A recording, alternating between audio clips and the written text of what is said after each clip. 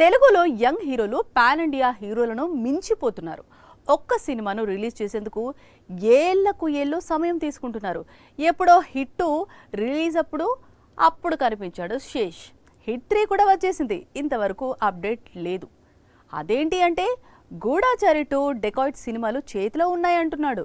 తెలుగులో పేరుకే యంగ్ హీరోలు ఉన్నారు, కానీ వీరు పడే జాగ్రత్తలు పాన్ ఇండియా హీరోలు కూడా పడరు. 2022లో మేజర్, అలాగే హిట్ 2 అని 2 సినిమాలు విడుదల చేశాడు అడవి శేష్. ఆ తరువాత గూఢచారి 2 స్టార్ట్ చేశాడు. ఇంతవరకు ఈ సినిమాను ఎప్పుడు రిలీజ్ చేస్తాడో చెప్పలేదు. ఈసారి పాన్ ఇండియా మూవీ అంటూ ఏళ్ల తరబడి ఒకే ప్రాజెక్టుకు అతుక్కుపోయాడు. ఎప్పుడో 2023లో షూటింగ్ స్టార్ట్ అయ్యింది. ఇంతవరకు రిలీజ్ లేదు. రాజమౌళి, మహేష్ బాబు మూవీ కూడా రిలీజ్ అయ్యేలా ఉంది, కానీ శేష్ మాత్రం గూఢచారి 2ను ఇంకా తీస్తూనే ఉండేలా ఉన్నాడు.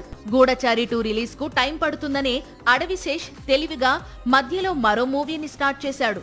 అదే డకాయిట్. ముందు శృతి హాసన్ హీరోయిన్ గా అనుకున్నారు. కొంత భాగం షూట్ కూడా చేశారు. తరువాత శృతి పోయి ప్రాజెక్ట్ లోకి మృణాల్ వచ్చింది.